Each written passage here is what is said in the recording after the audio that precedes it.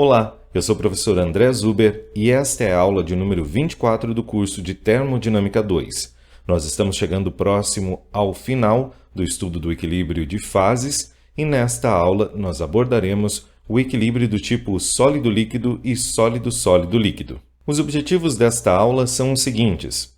Espera-se que ao final deste conteúdo você consiga calcular o coeficiente de atividade de uma solução sólida, você consiga definir as equações que regem o equilíbrio sólido-líquido e o equilíbrio sólido-sólido-líquido de sistemas binários, você consiga interpretar o diagrama de fases e resolver um problema envolvendo esse tipo de equilíbrio.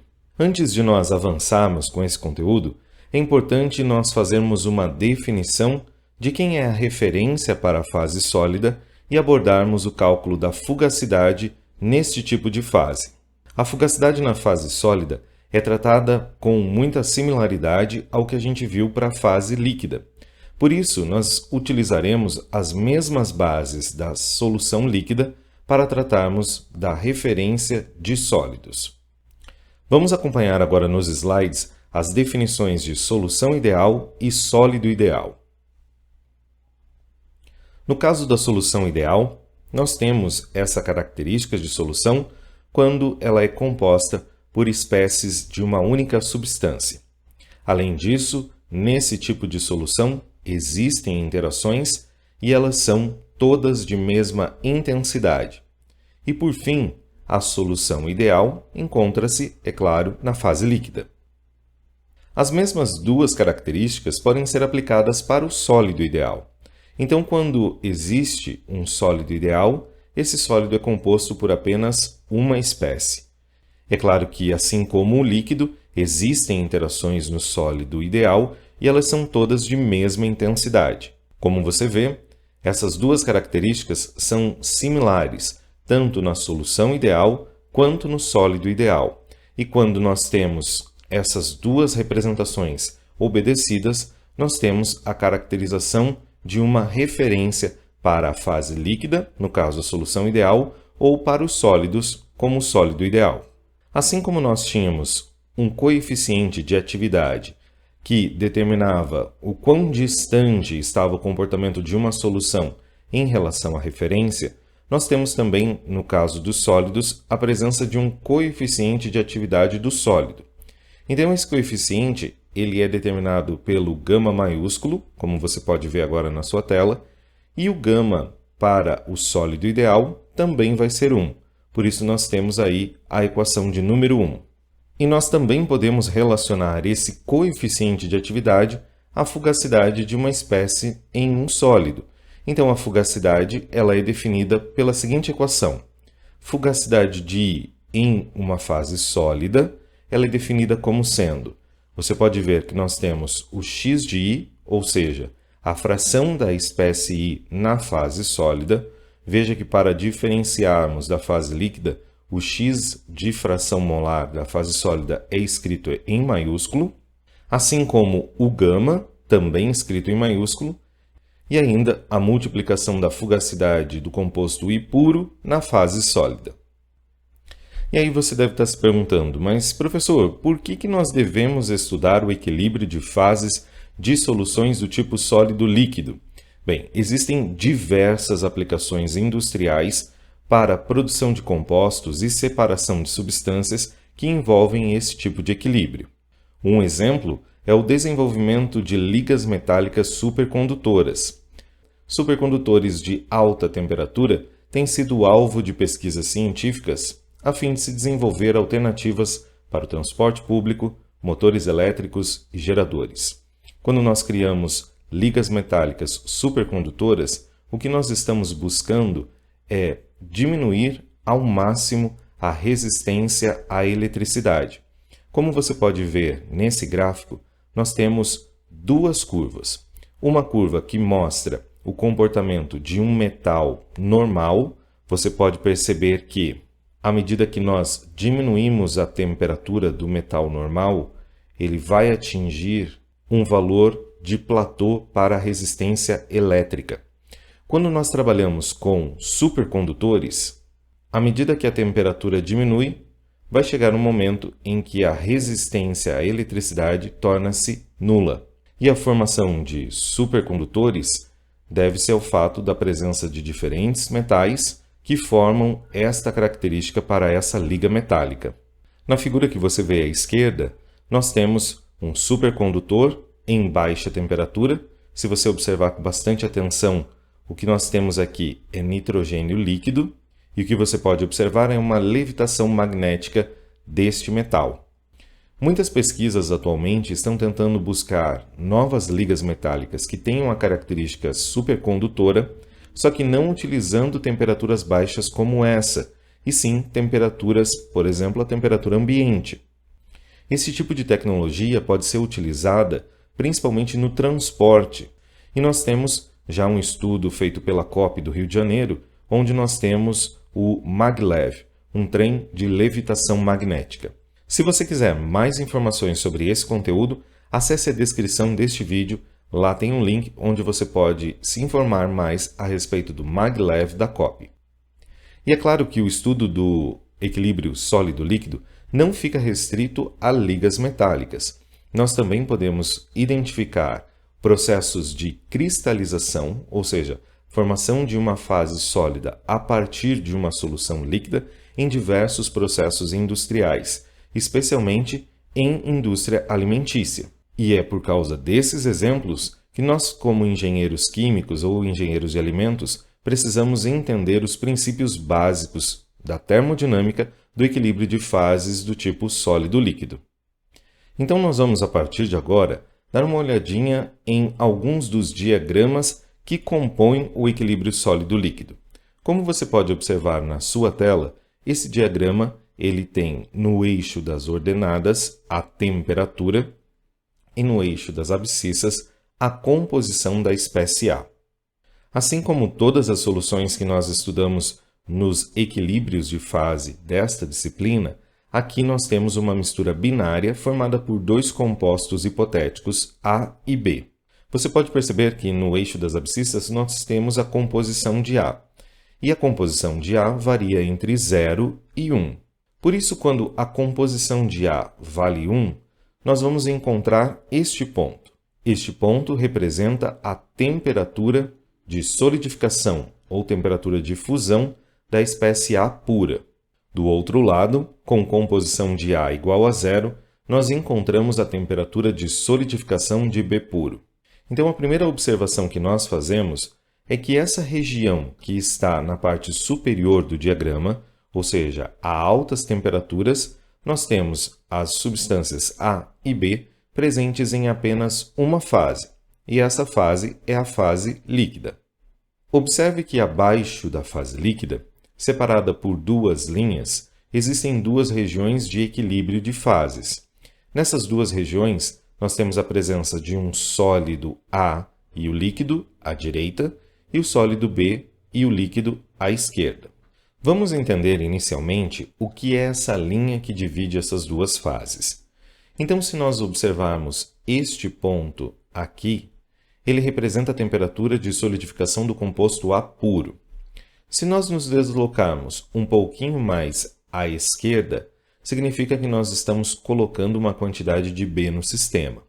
E aí você pode perceber que a temperatura de solidificação desta mistura é um pouco menor. Se nós colocarmos um pouco mais de B, ou seja, atingirmos esta composição, você vai perceber que a temperatura de solidificação fica cada vez menor, e assim sucessivamente. Se nós partirmos do outro lado, com a substância B pura, e formos adicionando A a essa solução, você vai perceber que o mesmo fenômeno também acontece. Ou seja, a temperatura de solidificação dessa mistura passa a ser cada vez menor com o aumento da presença do composto A. Essa diminuição do ponto de congelamento ou solidificação da solução é um fenômeno conhecido como efeito crioscópico. E esse fenômeno vai ser detalhado na próxima aula de número 25. Como você pode ver no diagrama, essa diminuição da temperatura atinge um valor de mínimo neste ponto, o qual corresponde à interseção dessas duas curvas. Este ponto é conhecido como ponto eutético. Pela definição, ponto eutético corresponde ao menor valor de temperatura possível em que existe somente uma fase líquida. Então, como você pode observar aqui, nessa região nós temos ainda a mistura na fase líquida. E essa temperatura é inferior à temperatura de solidificação do composto A e do composto B puros. Desta maneira, nós temos 3 regiões dentro do diagrama do equilíbrio sólido-líquido. Uma região onde os dois compostos apresentam-se apenas na fase líquida, uma região onde nós temos sólido A puro e líquido, e outra região onde nós temos o sólido B puro e o líquido, e uma região inferior onde nós temos a presença de apenas sólido A e B. Quando nós estamos dentro desta região do diagrama, nós temos 2 fases. E se nós quisermos identificar a composição de cada uma delas, nós precisamos utilizar uma linha de amarração. Veja que apareceu agora no diagrama uma linha de amarração, e essa linha de amarração identifica um ponto na curva e um ponto à direita do diagrama.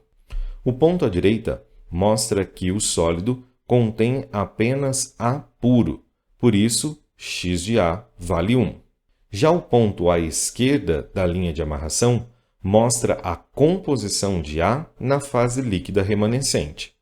Veja que esse diagrama foi originado basicamente do efeito crioscópico, ou seja, o efeito da diminuição do ponto de congelamento de uma substância pura quando outra substância é adicionada ao sistema.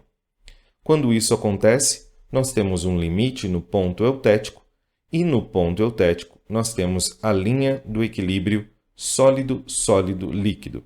Ou seja, nós temos nessa quantidade, nós temos a composição do B sólido puro, a composição da espécie A sólida pura e também a composição do ponto eutético, ou seja, a composição da fase líquida remanescente no processo.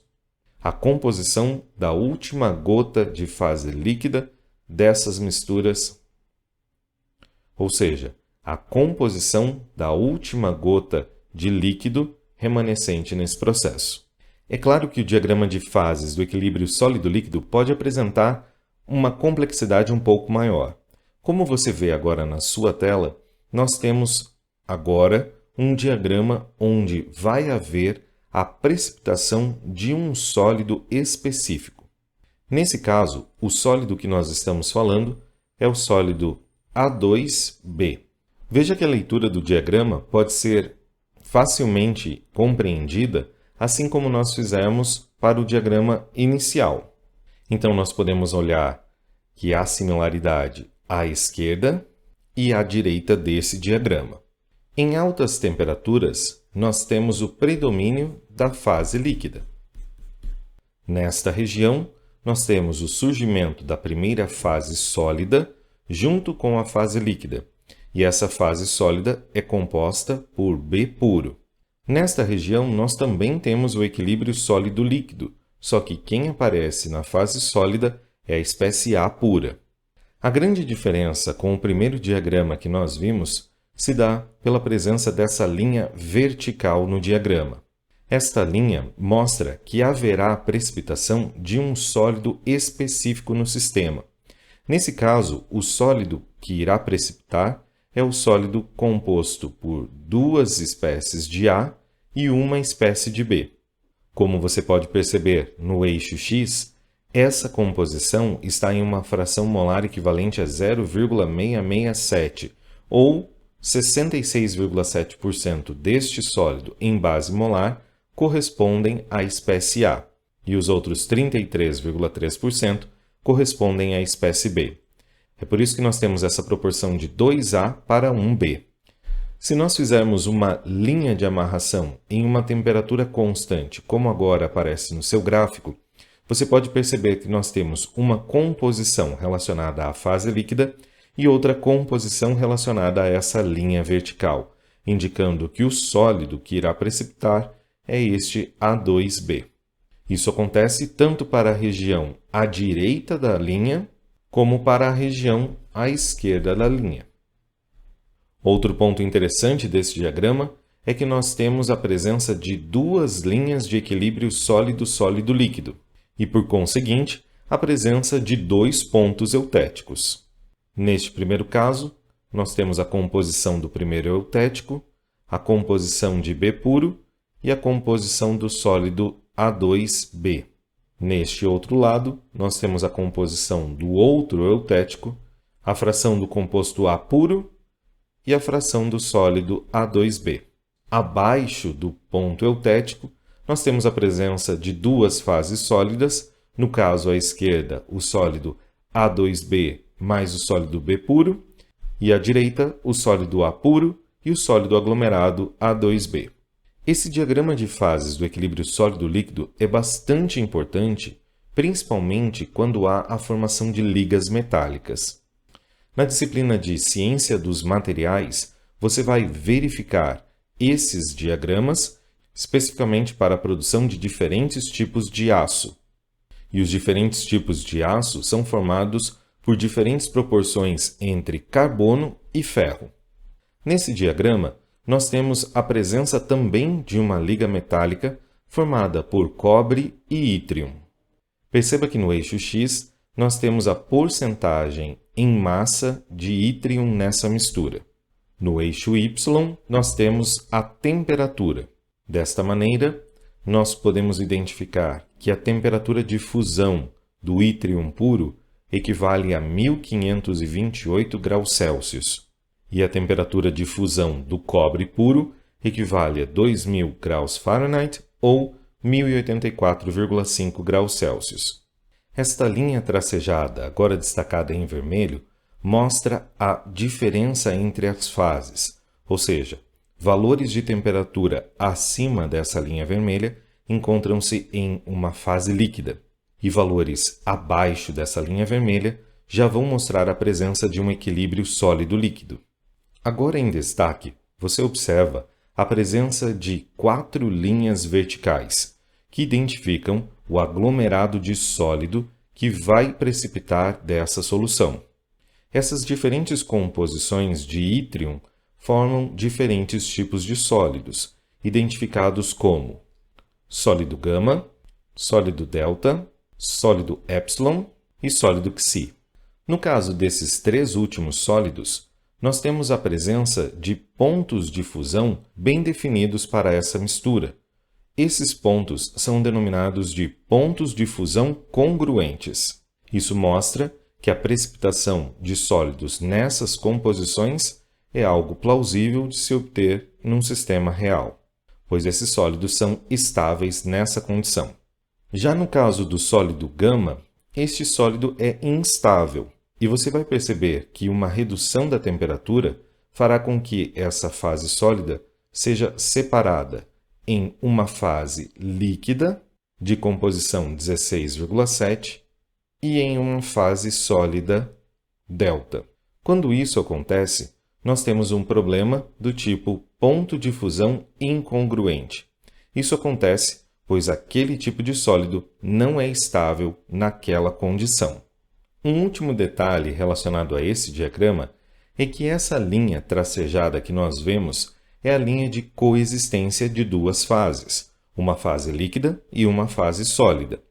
O que nós vamos ver nos próximos vídeos desta aula é como utilizar o critério de fugacidade para descrever matematicamente as equações que descrevem o equilíbrio sólido-líquido a fim de criar um diagrama como esse. E dessa maneira, nós ficamos por aqui nessa primeira parte da aula sobre o equilíbrio sólido-líquido. Se você ficou com alguma dúvida, deixe nos comentários. Se você gostou deste conteúdo, não esqueça de deixar o seu joinha. Muito obrigado e até o próximo vídeo.